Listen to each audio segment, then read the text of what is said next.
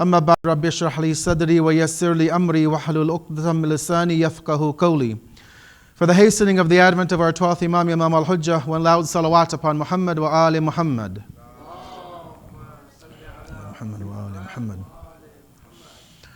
First off, I want to begin by extending our condolences to all of the brothers and sisters who are here tonight, to our Grand Maraja and to our 12th Imam, Imam Al-Hujjah. Ajjalallahu ta'ala farajahu sharif, as we've gathered tonight to mark the Shahadat, the Martyrdom anniversary of our second Imam, the firstborn from Ali and Fatima, the first grandson of Rasulullah, Abu Muhammad Imam Hassan ibn Ali, alayhimus salatu wassalam. Allahumma salli ala Muhammad wa ali Muhammad. And we ask Allah to accept this act of worship from us tonight. We ask Allah to be able to learn from the life of Imam Al-Hassan alayhi salam, to be able to have his shafaat on the Day of Judgment and to have his support and assistance in this world, for the ability to make the ziyarat of Imam Hassan in Jannatul Baqi, and for Allah to help and assist the believers in the rebuilding of Jannatul Baqi, the resting spot of our Imams and the noble companions of the Prophet. One more salawat upon Muhammad wa ali Muhammad. Allahumma salli ala Muhammad wa ali Muhammad. So the PowerPoint actually is working, alhamdulillah, so we will continue in either way. And tonight we're marking again the martyrdom anniversary of our second Imam. And obviously when we look at the life of any of the members of Ahlul Bayt, there's always an aspect of their life, of the tragedy that they went through. You know, they never had easy lives. And actually none of the men or women who follow Allah, none of them ever have an easy life. Whether you look at Adam and Hawa and the challenges they go through, whether you look at ladies like Bibi Maryam alayhi salam, the way that the community treated her and the accusations they put on her, she didn't have it easy within her life either. And all of the prophets, from Adam till Rasulullah, all of them went through difficulties in their life, obviously. And I'm sure we've read and we've heard much about the challenges that these people have faced. And when we look at the Ahlul Bayt, peace be upon them, the family of Rasulullah, not just the family of the Prophet, but these are individuals who Allah has directly spoken to and directly spoken about within the Quran. They're unique. The Ahlul Bayt are unique. Allah talks about them in Surah 33. We all know the very famous verse, Ayat of Tathir. We've heard the verse about Surah Insan, chapter 76 of the Quran, revealed about Ahlul Kisa. And there are many other ayat and verses of the Quran and chapters of the Quran about the Ahlul Bayt. And so they have a unique role and status to play within Muslim society on a whole, and obviously those who accept them, who refer to them as the leaders after Rasulullah, they have a more direct role to play. And when we look at the life of Imam Hassan alayhi salam, obviously we don't have time to go into much detail, so I'll skip most of it. I just want to focus on one or two parts of his life before I go to the main theme of a hadith for tonight. We see that his life was also fraught with many difficulties. You know, obviously we know that Amirul Mu'mineen was martyred in Masjid Kufa. We know that Imam Hussein alayhi salam was killed in Karbala. And all the other Imams that came after were also all killed one after the other. But one of the things that can sometimes we look at is that when any of these other Imams, whenever they were faced with difficulties, with tribulations, with tragedies, such as Karbala. Karbala happened in one day. Not in just one day, in one afternoon, in a few hours. And so yes, what happened on the 1st to the 9th of Muharram is tragic. What happens from the 11th all the way to Arba'een is a tragic time.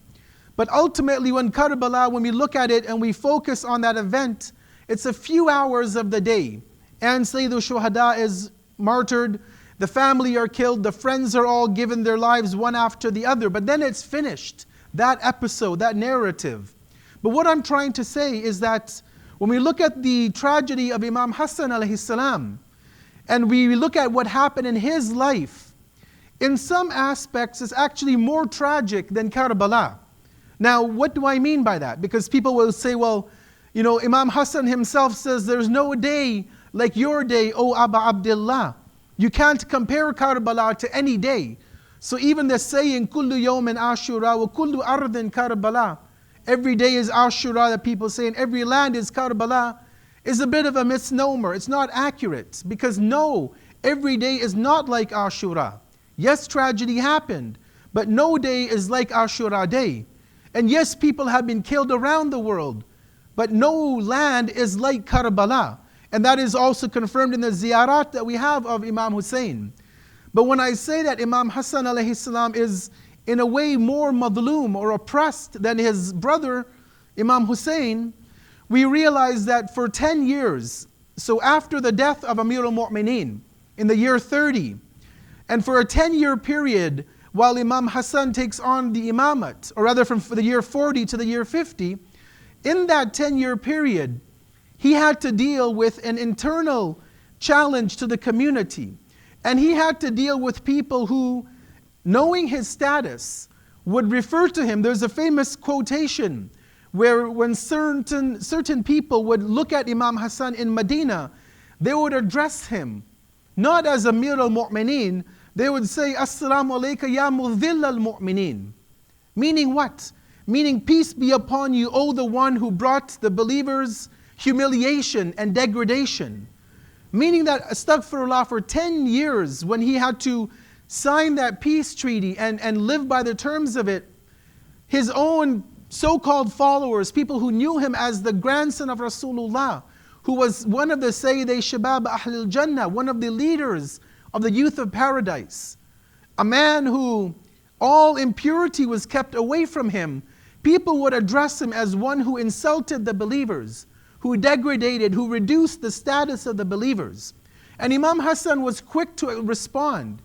And the beauty of the Ahlul Bayt is that they would respond in such a way that it made a person think. And what did Imam Hassan say? When people would, or when an individual specifically, because I don't know how many people use this term, Hadith mentioned one specific individual who would refer to the Imam with this name. We're told that when he was called this, he would give the example of Khidr in the Quran.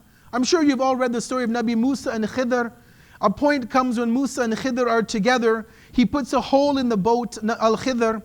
And when Musa asks him, what are you doing?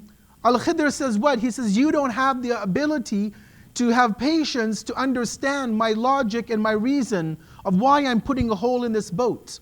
And then if you read the story in the Quran, you realize that there was an oppressive king who was forcefully taking all of the ships, and he would confiscate them. But because there was a hole in the boat, he wouldn't take that boat. So in order for the Al-Khidr to show that, for Al-Khidr to be able to protect the livelihood of these fishermen, he made a small dent in the boat so the king wouldn't take it. So when the king left, they could patch up the hole and get back to work. Imam Hassan alayhi salam gave the exact same response. He says, I did what I did because I didn't have support around me to fight against Muawiyah. He says, just like Al-Khidr told the ship people to put a hole in the boat, I did the same thing because I knew that Islam was at such a delicate time that had there been a major internal war at that particular time, he says that Islam would have been finished, we would have been finished. And he didn't care about his own life per se, but he was fighting, saving his life in order to save the greater good, which is the religion of Islam. And so people, as believers, people have to understand that whatever stance an imam takes, whatever stance an infallible takes, even if to you and I it doesn't make sense, people say today, why did not Hassan rise like his brother Hussein and fight?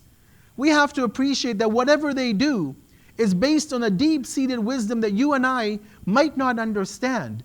Imagine if people at the time of the Imam couldn't understand it. That shows us that their level, or that shows us that we may not be able to understand, but whatever they do is for a wisdom, and Allah guides the infallibles to do what is required from them at a specific time in their life. Sallu ala Muhammad wa ali Muhammad.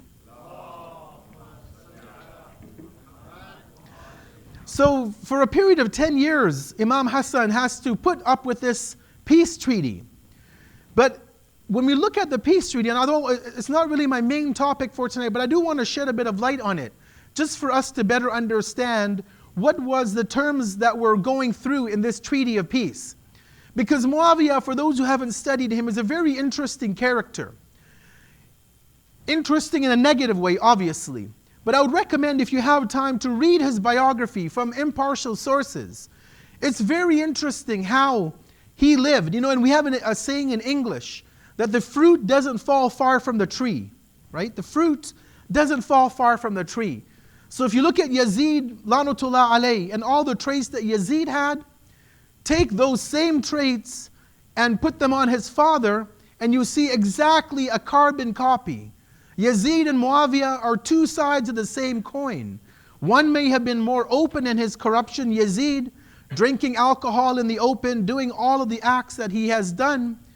His father was no less, and that's also probably why in the ziyarat of Ashura, we make a specific la'nat. We ask Allah to remove His mercy from Muawiyah, because he was no less, than his son.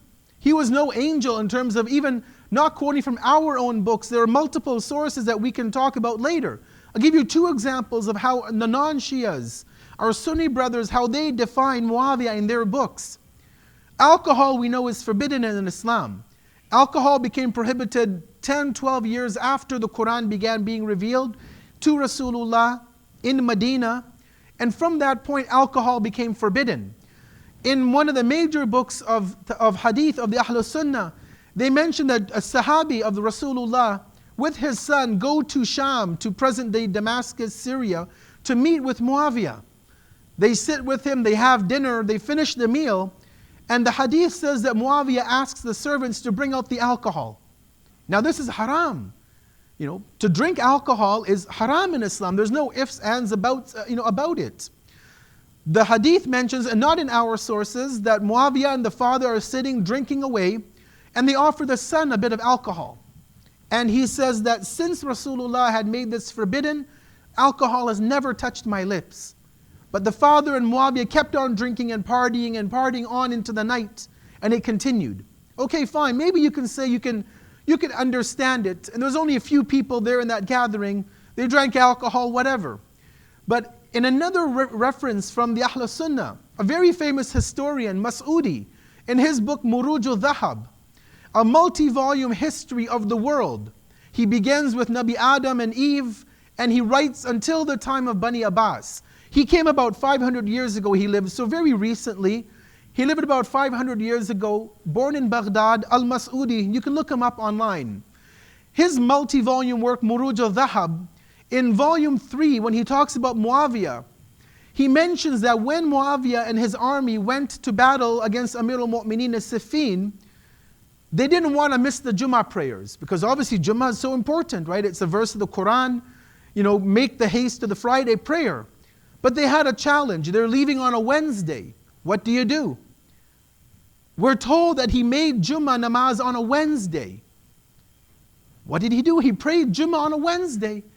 And for you and I to think, it sounds preposterous, it sounds silly, we laugh at it. But can you imagine what was going through the minds of the Muslims at that time? Like 40,000 people are accompanying Muawiyah on this battle. It's a Wednesday afternoon and they're praying Jummah on a Wednesday. And nobody could have the guts to stand up to their leader and say, today's not a Friday. There's so much more. Obviously, I don't want to go more into the detail of Muawiyah. We would be here for years just discussing the innovations he brought into Islam. But eventually, Imam Hassan alayhi salam had to sign that treaty of peace because, again, not for his own personal, he wasn't cared about himself. It was about guarding Islam, protecting the religion. And so he made 6 conditions that Muawiyah sent him a piece of paper with his signature at the bottom. And Muawiyah said, write whatever you want. Whatever terms and conditions, I'll follow them. A blank check. Whatever you want, we'll have peace on these 6 conditions.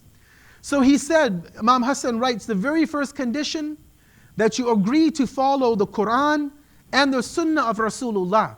You can't stray from these two. If you want peace, if you want a cessation of violence, Quran and Sunnah, that's it. Follow the Sunnah of Rasulullah and the Book of Allah. And again, keep in mind that Muawiyah gave him carte blanche approval. You write whatever you want, I'll approve it, and I will follow those commandments. And if not, obviously the treaty is broken. So rule 1, Quran and Sunnah. Number 2, when he dies, he doesn't appoint anybody to succeed him. not his son Yazid, not anybody in the Bani Umayyah. He said that the caliphate would go to Imam Hassan. If Imam Hassan was not alive, it would go to his brother Imam Hussein, and it would continue in a train. So he said that is a second condition. Muawiyah accepted, I won't appoint my son after my death. Number 3, which is interesting, he says that the lanat, because Muawiyah instituted a sunnah, which unfortunately the community of believers at that time continued, which was to curse Imam Ali's name from the mimbar. Meaning your Jummah was not complete unless you insulted Amir al-Mu'mineen. And who is Amir al-Mu'mineen? He's the one whom Rasulullah says, to love Imam Ali is a sign of Iman. To hate him is a sign of kufr or hypocrisy, nifaq. And yet, and you can even look at non-Shia scholars, even contemporary scholars in America.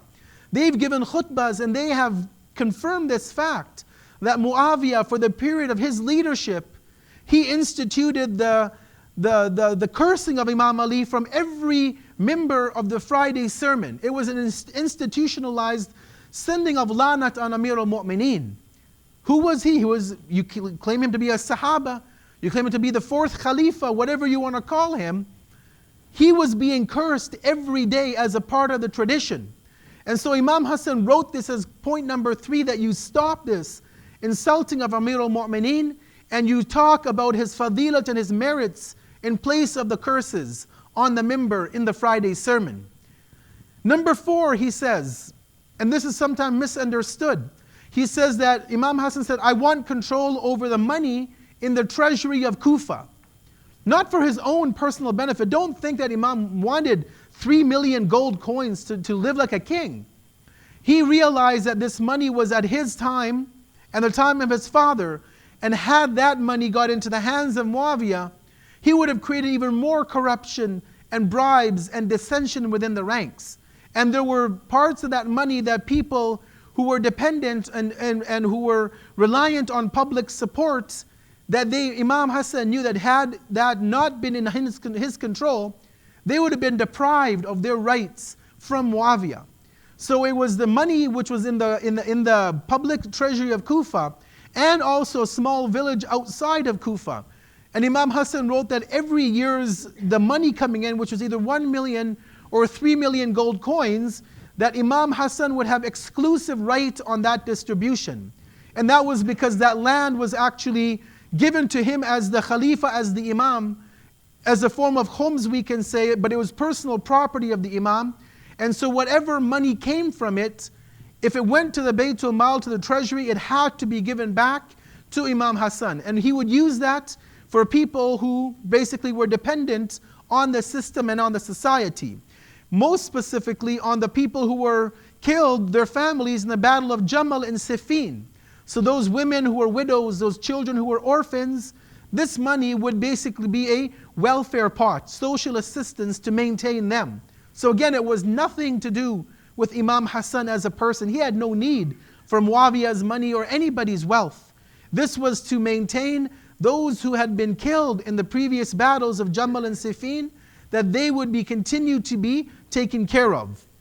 The last 2 points, and we'll end with this before we go to the hadith for tonight from Imam Hassan, is that the companions of Imam Ali, alayhi salam, all of those who had in any way worked against Muawiyah, that they would be given complete amnesty.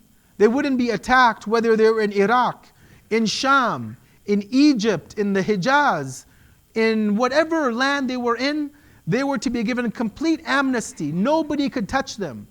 Yes, they may have fought against Muawiyah with Amir al-Mu'mineen, but he had no right when he signed this treaty to do anything against those individuals, those companions of Amir al-Mu'mineen. And the 6th and last point in this peace treaty, which was signed by Muawiyah, as I mentioned, is that he says that you cannot lay a finger on Imam Hassan or Hussein or any of the family of the Prophet. They're off limits. You can't touch them. You can't go and assassinate them. You can't kill them. You can't plot against them. All of these 6 conditions, and these are the 6 terms that our scholars have researched from the various copies that are available in the hadith of what this treaty was all about. These again were given on a blank piece of paper. Muawiyah gives to Imam Hassan. He says, I've signed the bottom, you fill in the blank. And Imam Hassan wrote this, Muawiyah took it, he read it, he accepted it day one. But obviously we know that after that is where the challenges start, and that's why we're here tonight to mark the shahadat of Imam Hassan. That's why we gathered in Muharram to remember the shahadat of Imam Hussein. Because this treaty, unfortunately, as soon as it was written, it was placed under the feet of Muawiyah. And he broke each and every one of these conditions, even though he had promised to fulfill his own words. Sallu ala Muhammad wa ali Muhammad. So from that long preamble, we understand at least a bit of this peace treaty and what it was about. And that when you deal with somebody, and Imam Hassan alayhi salam had to deal with the likes of a corrupt man, like Muawiyah, a drunkard, one who would recite Jummah on a Wednesday, who would openly flout the laws of Islam, that there had to come a point in time, obviously, that sort of open violation of the rules of Islam had to be answered. And although Imam Hassan alayhi salam was not able to answer in his lifetime, we know that his brother Sayyidul Shuhada took the stand that he did, and he ensured that those rights that were taken away were restored back to the Ahlul Bayt. And obviously the history continues, and we obviously await the zuhur of our 12th Imam, that he would inshallah return, not inshallah, but he will return, and he will make amends for all of those rights that were taken from Ala Muhammad alayhi wassalatu wassalam. Allahumma salli ala Muhammad wa ali Muhammad. For the time that I have left, that I want to speak about a hadith about the Imam, to learn something of the lessons of the teachings of Imam Hassan alayhi salam.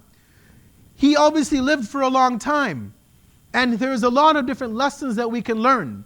I have one theme for tonight, but just one anecdote of the life, a beautiful story about Imam Hassan.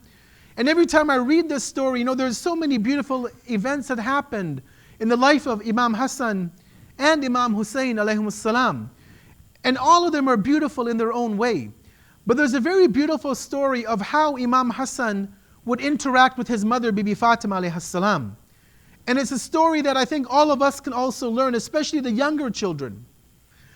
There was obviously there's not only, a close bond between the children and the mother in the case of Imam Hassan and Bibi Fatima because of the mother-son relationship, but obviously these are people from a unique family. Bibi Fatima, the daughter of Rasulullah, the mother of the Imams, the successors of the Prophet. Imam Hassan, not only the child of Fatima Zahra alayhi salam, but he is the Imam of the community after the death of his father. But there's a very beautiful story that I wanted to share, which shows us the connection between the son and his mother. And what basically happens is that whenever Rasulullah would be in the masjid, giving a khutbah, talking, speaking to the companions, many times the angel Jibreel alayhi salam would come with revelation, and he would give wahi to Rasulullah.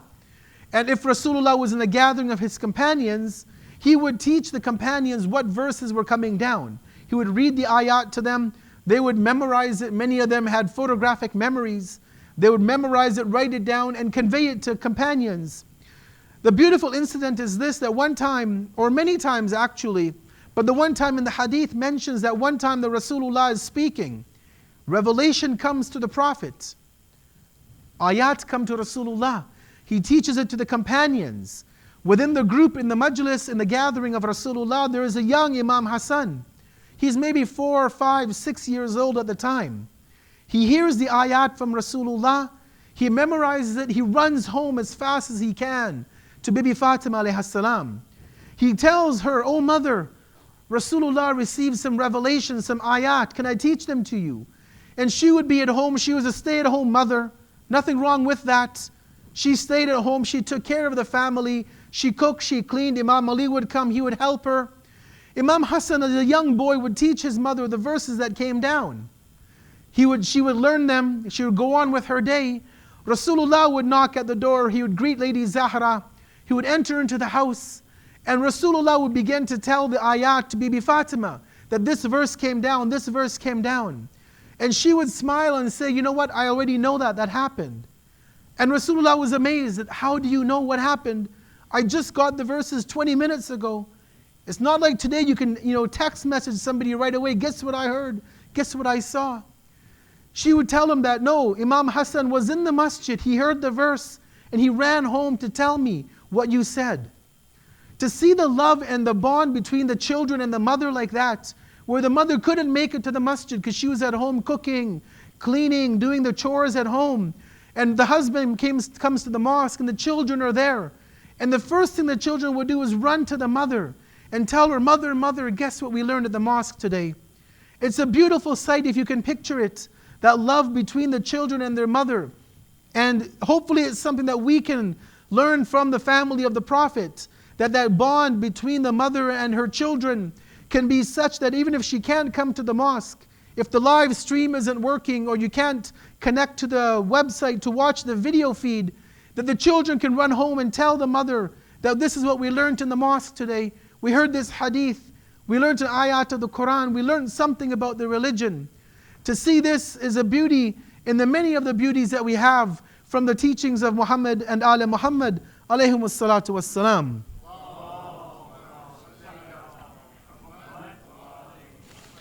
Tonight, for the time I have, I want to look at the topic of siyasa, of politics.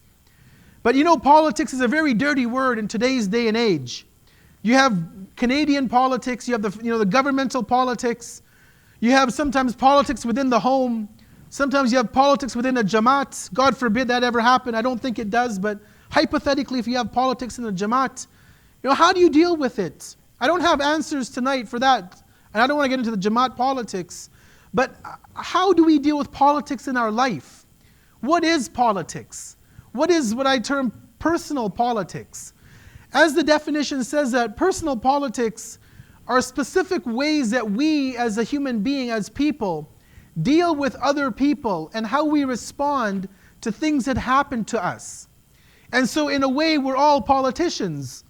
In one way or another, we go home and our wife makes a beautiful meal. She spent 3 hours cooking, and we take the first bite, and maybe there's not enough salt, maybe there's too much salt, and so we have to be political about it. We have to be diplomatic and use the right language to not upset the wife. Or the other way around, many of us men, we cook, and our wives will come home from work, and they'll bite into our steak, and they'll realize, that we're not as good at cooking as maybe we should be. And they deal with it in a political, diplomatic fashion. Politics is a part of life, whether we like it or not, but how do we deal with people around us is the question. And so when Imam Hassan alayhi salam spoke about this, there's a beautiful tradition. I don't have time to narrate the entire one because it would take us much more than I have time for. But a man comes to Imam Hassan and he asks him about siyasa, about politics, about diplomacy. How do you deal with things around you?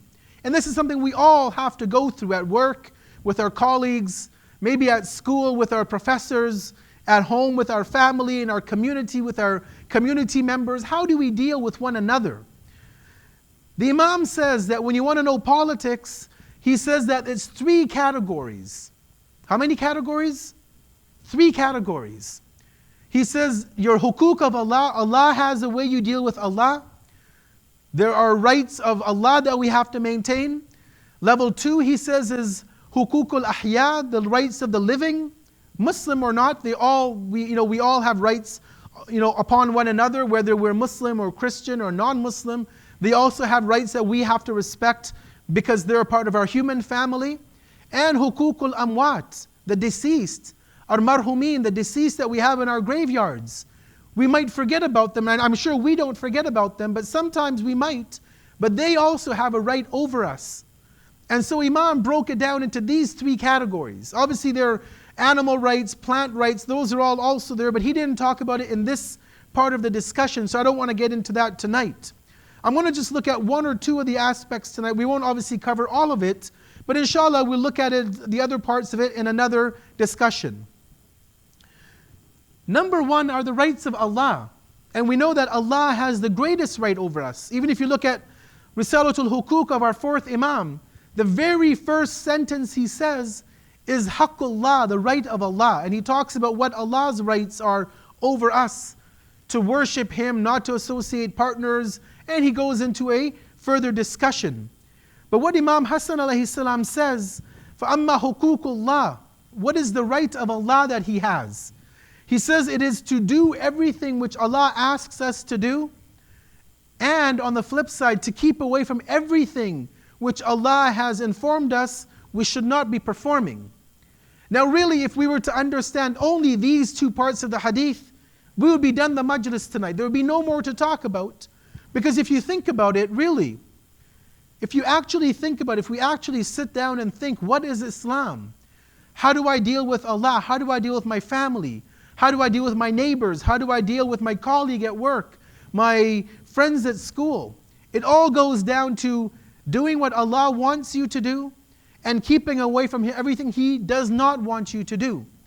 And so if we understood that, that would be the crux of Islam in a nutshell. That would be the epitome of religion, is to do what Allah wants you to do and keep away from everything He has forbidden us from doing. It's simple as that. Obviously then the complications come because we say, well, what does Allah want from me? What does Allah want from me? Really, do we know it? Maybe we have to sit and think about it. We have to read the Quran. We have to look at the life of the Prophet and the Imams. What does Allah want from us in any given aspect in time and space in our life? But once we're able to come to that conclusion, I don't want to harp on this one too much, because I think we all have an understanding of what our responsibility to Allah is. Allah's rights we know. We know Allah, what He expects from us generally speaking.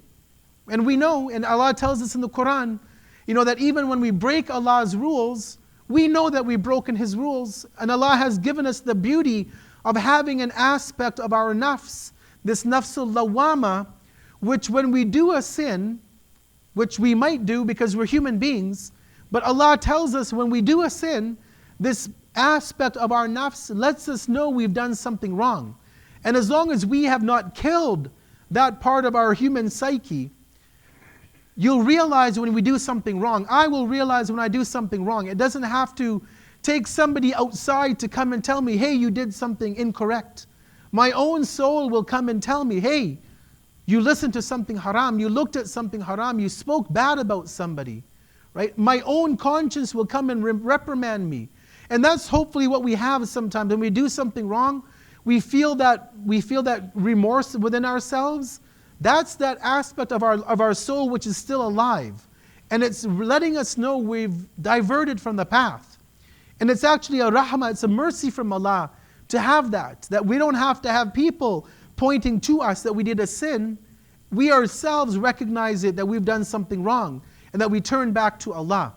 So the first thing Imam Hassan says, alayhi salam, huququllah, is to do what Allah wants you to do and keep away from all that He has forbidden us from doing. But when he comes to the second section of the huquq of al-ahya, the rights of the living, he gives us 4 different things. And I don't have time, so I'm just going to look at 1 or 2 very briefly tonight. But there are 4 things that the living have as a right. And again, I'll mention, Muslim or not, it's irrelevant. Obviously, there are differences in the degrees of the rights of a Muslim and a non-Muslim. As a simple example, when we meet a Muslim, we greet them with Assalamu alaikum. We wish them peace. We wish them security from us. We wish them protection from Allah. We make dua. May Allah shower His blessings on you. That's Assalamu alaikum. We don't say that to a non-Muslim. We say, hi, how are you? What's up? How's it going? Whatever you want to say in whatever language. So a Muslim has a different right over another Muslim. And a non-Muslim has a different right. But they have rights. There are ways that we can understand what are the rights on both sides. But as the Imam says, he says, as for the rights of the living, he enumerates them as being 4 of them. The first one he says is that you uphold your responsibilities to your brothers or sisters. What is our responsibility? Is it something that we've ever even thought about? Have I even thought about it? Do I have a responsibility to my fellow brothers and sisters? When the 6th Imam was asked this question, a man comes to As-Sadiq, Ja'far ibn Muhammad alayhi salatu wassalam, and he asks him, he says, does a Muslim have another right over me? Maybe there's 1 or 2 or 5. You know what the sixth Imam says in the hadith? He says, Sab'una haqqan. He has 70 rights over you. Not 1, not 2, not 10, 70. 70. But keep in mind, in Arabic, numbers are sometimes used metaphorically. So 70 in the hadith could mean 5, could mean 10, could mean 50, could mean 1,000 rights. Allah uses numbers in multiple ways, and the Prophet and Imams use numbers in a multiple way, just as you and I do. You know, sometimes you'll say your friend, you had to meet a friend at the mall at 2 o'clock, and they came at 2:15, they're a bit late, and you'll say, what happened? I've been waiting for you for hours. I've been here all day waiting for you. You weren't really there all day. You were there for 15 extra minutes, but you exaggerated, you were there for so long, maybe it felt like 15 hours. So we sometimes use the same language, and Allah does the same thing. So when the sixth Imam says, Sab'una haqqan, 70 rights, maybe it's 70 actually, but even if it's just one right, that's even more than we would maybe be able to put into our lives. And to give you one example of one of the rights that one of the Imams has told us, they say that if a believer comes to you, a Muslim comes to you, and they're in financial difficulty, and you can help them, and you don't help them, maybe you can't give them the money, but maybe you can point them to somebody in the community that can. He has connections, or he has a loan he can give, because a loan is mustahab. It's actually better to give somebody a loan than charity. Right? Sadaqah is good to give, no doubt. But to give a Muslim a loan that he pays back or she pays back, much better reward with Allah. For both people, much better with Allah. To give a loan, they pay it back, they maintain their dignity, and you've helped somebody. But the hadith says, you help a believer, that's one of their rights. And if you don't help them and you have the ability, then basically you're the first one to be going into the pit of the fire of hell. Because you have, and obviously that you can analyze the hadith and other aspects, but to understand that a believer, we have rights over one another. We have to respect one another. The way we speak to a believer, sometimes it leaves so much to the imagination when you see the vulgarities sometimes that we call one another. Forget about outsiders. I mean, we don't even curse non-Muslims. But yet sometimes the language we use against our own believers is unbelievable. Whether it's on Twitter, whether it's on Facebook, people criticize people openly rather than going to them and asking them what happened and get an understanding. We're quick to judge and we're quick to use the tongue in negative ways. So we have rights as believers that we have to employ over one another. The second and the last point, I'll end with this, is the Imam says that when it comes to the rights, or when it comes to the rights of the living, he says that you never stop or you never delay in serving your community. You never stop in serving your community. Maybe somebody at an EC meeting got upset at you and they said some words to you, and you say, you know what, I'm never going to work with this Jamaat again. People are like this, people are like that. He insulted me, she insulted me, they said this, they said that. The Imam says never stop serving the community. Maybe somebody upset you. Maybe they had a bad day at home. We don't know. But the point is don't keep it at a personal grudge. And if it's a personal grudge, keep it only there and deal with the individual. But to stop serving the community, Imam Hassan alayhi salam, not me, I'm not saying this from my own pocket. This is a hadith, a word of wisdom from our Imam. To not ever stop or delay in serving a community. Because that is the whole crux of who we are. Our identity as Shia Ithna Ashari, the sign on the door of the center is that we are a community, we're a Jamaat, we're an organization. We're not individuals. And so yeah, we may have differences with one another. I understand that. But at the end of the day, let's sort those out on the sidelines and move together as a community. Let me share with you two traditions and I'll end about the reward of serving in a community. And I'm sure all of us who serve or have served in the past, we know these hadith. But just as a repeat, the hadith says there's not a single Muslim, one of you in this room today on the ladies' side or the men's, who serve as a community of Muslims, except that you will receive the reward or you'll receive the same number of servants in Jannah that you served in your community. So one of the ladies goes and makes chai for tonight. Let's say there's 100 people here between the men and the women. She has earned the reward of having 100 servants waiting for her in Jannah because she helped just turn the stove on to make a pot of tea. Maybe somebody here went and brought cookies for the food, for the niyaz, for the evening. Yeah, you're feeding a cookie to somebody or a samosa or whatever. But don't look at it like that. Look at it that you are serving a community. The reward you're getting is as if all of these numbers of people will be the same number of servants you'll have in Jannah. And that's just one time. You're an executive for what, 2-year term? Imagine how many people you serve in a 2-year term. In Muharram alone, I'm sure there's 500, 600 people a night for 10 nights. You multiply that by 2 years, by your terms, and all of the other good actions we do. And imagine the reward we're getting for serving a community. Something as simple as vacuuming the rugs, as making a pot of tea, as shoveling the snow, as turning the lights on. All of these simple actions, Allah says, you know what, I'm going to give you a magnificent reward. You've done a little bit of good, but I know in your heart you always want to be a good person. So Allah magnifies and magnifies and magnifies that reward, such that we don't even imagine what is waiting for us in paradise. So this is a call for all of us that we should be actively volunteering in our communities in the smallest of ways. It doesn't have to be at the grand scale.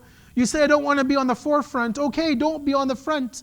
Help behind the scenes. Do whatever you can do to keep alive the name of Imam Hussein, to keep the name of Rasulullah alive, to keep the name of Imam Hassan alayhimus salatu wassalam alive in this part of the world. Sallu ala Muhammad wa ali Muhammad.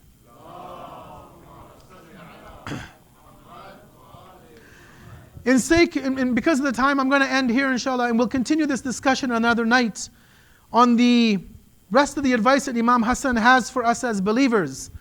But let me just take a few minutes before we close to remember the tragedy of Imam Hassan alayhi salam, and how madhloom he actually was, and how much oppression Aba Muhammad al-Hassan ibn Ali al-Mujtaba had faced within his life. Assalamu alayka ya Aba Muhammad, ya Hassan ibn Ali, ayyuha al-Mujtaba, yabna Rasulillah, ya hujjatallahi ala khalqihi, ya Sayyidina wa Maulana, inna tawajjahna wastashfa'na, وتوصلنا بك إلى الله وقدمناك بين يدي حاجاتنا يا وجيها عند الله اشفع لنا عند الله. Indeed, Aba Muhammad al-Hassan ibn Ali was one of the madhloom imams of Ahlul Bayt. Madhloom to the extent where, as we mentioned in the beginning, that when people would see him in the streets of Medina, they would refer to him and say, Assalamu alayka ya mudhill al-mu'mineen. Peace be upon you, O the one who brought humiliation and degradation upon the Muslim community. But he would remind them that his goal was much more than just one individual. His goal was to safeguard this vision of Islam, this religion that his grandfather had brought for all of humanity. Brothers and sisters, as the life of Imam Hassan was in perilous times in that last 10 years before his martyrdom, we're told in the hadith that although he was killed by poison by his wife Ja'da, that was not the only time he had been poisoned. Historians mention at least 2 other occasions in the life of Aba Muhammad he had been given poison. But every time he had been given the poison, he was given an antidote to cure him from that poison. Historians even mention, as I was reading in the books of history, that even when he was in namaz, in the state of prayers, his enemies would begin to shoot arrows at him while he was in prayer. And he knew that this would happen, and so we're told that he had like a bulletproof vest under his clothing. He had a cloak under him because he knew that he would be attacked even in the state of namaz. And so one time an enemy shoots an arrow and it hits Imam Hassan in the chest, but because he has the armor on under his clothes, it doesn't penetrate into his body. Brothers and sisters, this is the madhulumiyat of Imam Mujtaba. This is the oppression our Imam had to see. Eventually, finally, the cursed Muawiyah, la'natullah alayh, Muawiyah sends an invitation, a proposal to the wife of Imam Hassan, Ja'da. He says, I'll give you thousands of coins of gold. I'll give you my son Yazid in marriage just for one thing. And he says, all I want you to do is administer this poison to Hassan ibn Ali, your husband. She takes the bait, she takes the gold coins. she takes the promise of marrying Yazid. And we're told that on one of the hot days in the city of Medina, that as Imam Hassan was fasting in the hot days, and as he would want to drink something cold to break his fast, he takes a drink from the sharbat that was there. His wife had put the poison into this glass. As Imam Hassan begins to drink from this glass, he begins to feel the poison going through his body. Brothers and sisters, we can't even imagine what kind of a state Imam Mujtaba was in. He's in his room, we're told, sleeping on the bed as he's about to leave this world. His color of his body is changing. We're told that he has a pot beside his head. Every few minutes he would begin to cough. He would begin to vomit, and it would be blood coming out of him. He would be coughing up his innards into this bowl. At one point, as one of the companions is beside Imam Hassan, he leaves and Imam Hussein walks into the room.